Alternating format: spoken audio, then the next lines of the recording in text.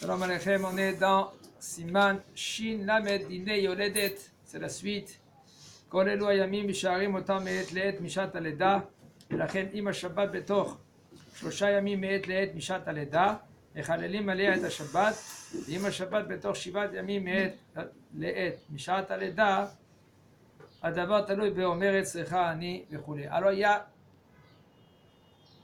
des niveaux selon quand on est méhalel le Shabbat pour la femme qu'elle a accouché, pendant les 3 jours, on est méhalel le Shabbat même qu'elle ne demande rien du tout. Après les 3 jours, ça dépend. Après c'est 7 jours, et après jusqu'à les 30 jours.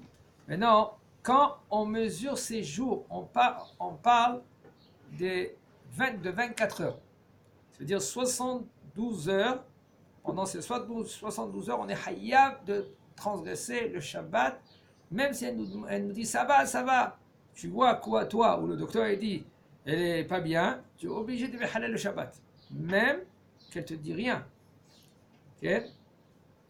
Mais la reine, si le Shabbat il est dans les 3 jours à partir de l'accouchement, elle a accouché par exemple à 6 heures, okay? De 6 à 6 c'est déjà 24 heures, de 6 à 6 etc. Alors on est מחללים עליה את השבת. ואם השבת בתוך 7 ימים מעת לעת, הדבר תלוי אם אומרת, et si maintenant le Shabbat il est dans les 7 jours, 24 sur 24, okay? 24 heures sur 24 heures, c'est encore un jour, 2 jours. Alors si c'est pendant les 7 jours, alors okay? On est מחלל le Shabbat seulement si elle dit j'ai besoin. אישה מעוברת שנהרגה לא עלינו בר מינן בשבת, כגון שנפלה ממקום גבוה, une femme qu'elle était enceinte, c'est très délicat cela. Ken, il nous dit si une femme elle était enceinte et elle est tombée par exemple, ou par exemple elle a eu un accident. Oh shepaga barechev, comme ça il dit le Rav. Azariz, celui-là qu'il est, on voit que elle est morte. Ken, les paramadics qui arrivent là-bas, l'ambulance, ils voient que elle est déjà morte. Nous, on n'a pas le droit, comme ça ils disent tous les professionnels. On n'a pas le droit de dire qu'elle est morte. On n'a pas le droit de dire que quelqu'un qu'il est mort. Assour. Assour de dire c'est bon, c'est fini, il est. Toi, tu dois apprendre. Et c'est une obligation de chacun parmi nous d'apprendre comment on fait les pompes. Pompes. Les soins, les premiers soins. Les premiers soins. Obligation. Obligatoire. Jamais on dit c'est bon, il est mort, alors on va commencer. Moi je vous dis ça, c'est en parenthèse parce que là on verra la halakha. Okay. Mais si c'est une femme, comment tu procèdes? T'as le droit? Hein? Si c'est une femme, t'as le droit de. Bien sûr, t'as le droit, tu es obligé. Il n'y a pas une de tsniout avec comme maintenant une femme, elle a besoin de toi. Mais il faut que tu es sûr que vraiment, vraiment elle a besoin. Des fois, c'est rien du tout. Des fois, la femme, elle s'est évanouie. Okay. Alors, il y a une femme à côté de toi, tu lui dis, ouais, lève-lui le pied. Mais vite fait, sans, des fois, sans faire attention, on est dans un doute. Des fois, c'est une épilepsie. Et rien que pour l'épilepsie, tu peux rien faire. Pour l'épilepsie, il faut que tu fasses rien que très attention qu'elle ne se cogne pas la tête. La langue aussi. Oui, la langue, tu peux attraper la langue. Tu mets sur le côté, mais qu'elle touche pas, qu'il n'y a pas des tables, il n'y a pas des chaises, il n'y a pas des pierres. Okay? Si maintenant toi tu arrives et elle s'évanouit, et toi tu dis non, mais c'est une femme, je sais pas. Tu peux l'attraper, qu'elle ne tombe pas par terre, parce qu'après le coup qu'elle peut recevoir, c'est un peu après, c'est. On ne peut pas maintenant récupérer des choses. Parce que le coup des fois qui tombe, c'est ça pour ceux-là qui ils sont épilepsie, c'est ça leur dommage qu'ils ont. Parce qu'après ils se remettent bien, ça va, ils se connaissent. Mais c'est à gérer. Alors maintenant, si une femme, là maintenant, elle était enceinte, et puis elle a eu, qu'est-ce qu'elle a eu, Barménan? Celui qui coupe le ventre le plus vite pour sortir le bébé, pour que lui, qui reste en vie, arrête et Beshubach. Voici que c'est bien.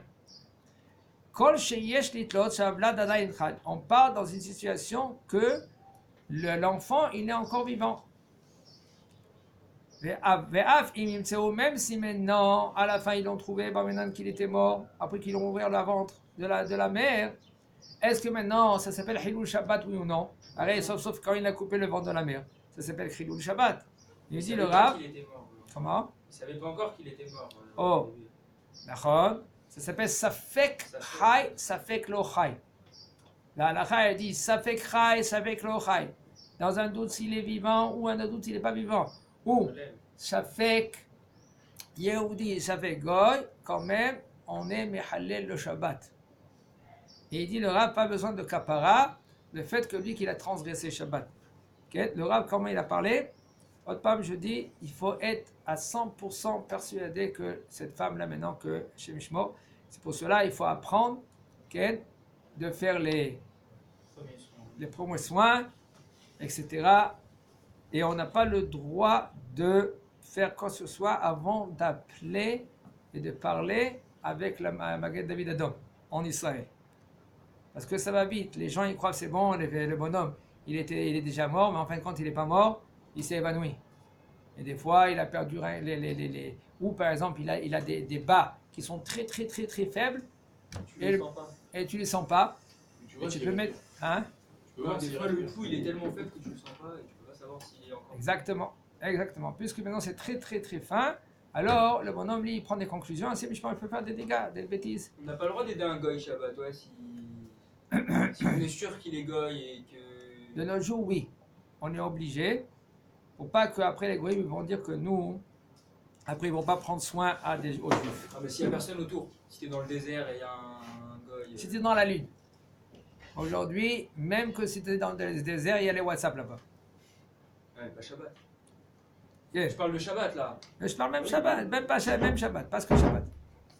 Tinok shenolad beshabbat mechalalim et Shabbat aburo lechol hanitzrach. Alors pourquoi tout à l'heure vous avez dit ça fait goy, ça fait Yehudi, c'est Mishnah. Ça change quoi? C'est si Mishnah. Au final quand même le goy tu dois l'aider, pourquoi il y a un ça fait goy ou ça fait Yehudi? Parce que puisque c'est ça, même que c'est ça fait, quand même tu dois transgresser le Shabbat. Mais quand on parle ici je te parle maintenant quand c'est Vadaï un goy. Là tu es obligé, de nos jours on parle. Avant, Yad Israël à la Eliona. Mais maintenant, aujourd'hui, Yad Israël à la Tartona. Si tu fais un pips, tout le monde entier il va être là. Qu'est-ce qu'il fait maintenant l'État? Qu'est-ce qu'ils font? Il parle avec ceux-là, il parle avec ceux-là, il est comme ceux-là, il est comme ceux-là. Pourquoi? Pour pas qu'il y a des Tinok shenolad beshabbat mechalelim et Shabbat avuro lechol hanitzrach lo.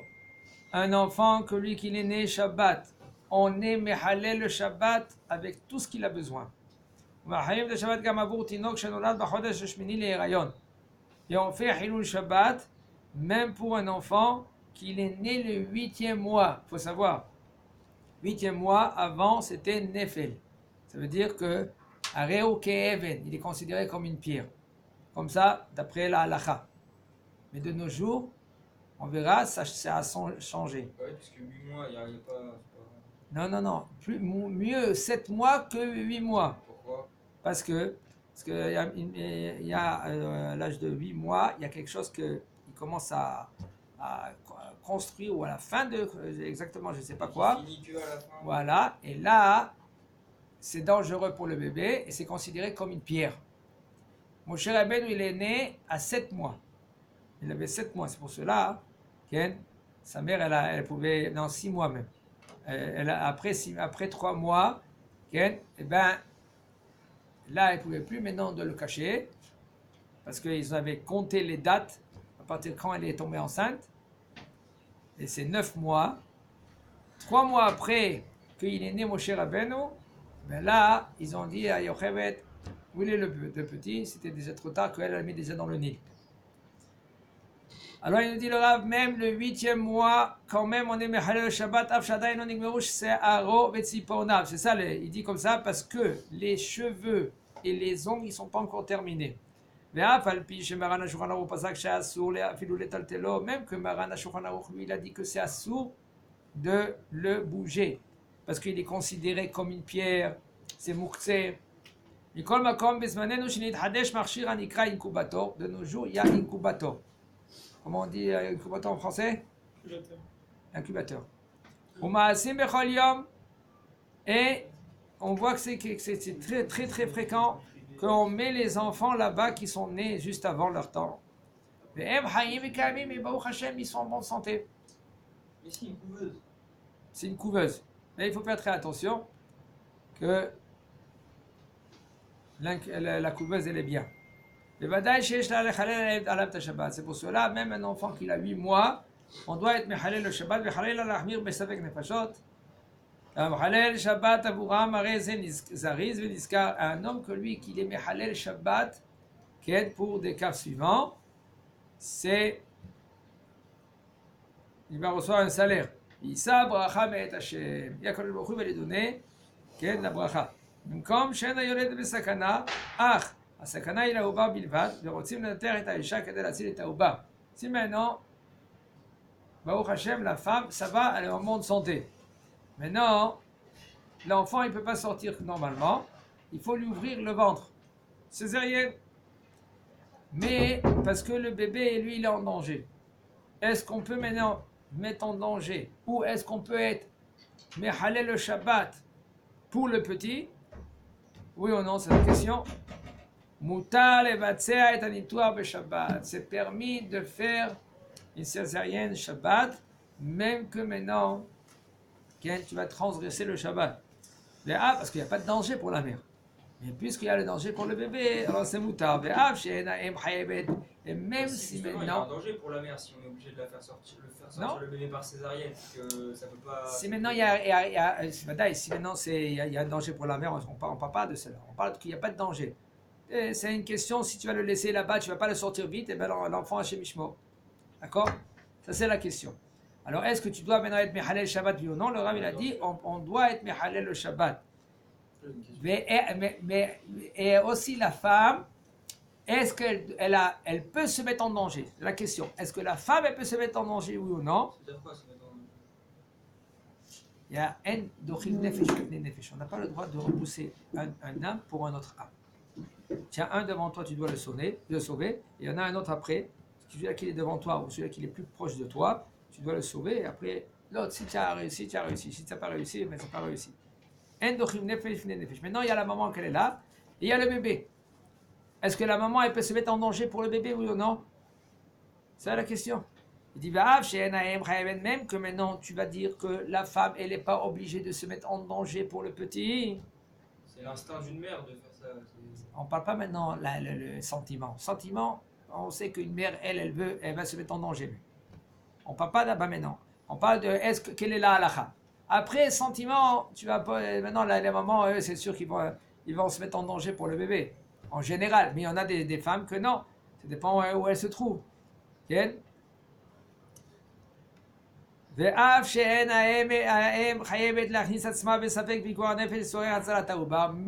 que la mère, elle n'est pas obligée de se mettre dans un safek sakana, safek pikuar nefesh, dans un doute de pikuar nefesh, pour sauver le petit, elle n'est pas obligée. Et comme par contre,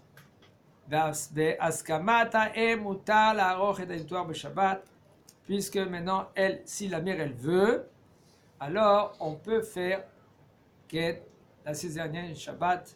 Hazak Baruch.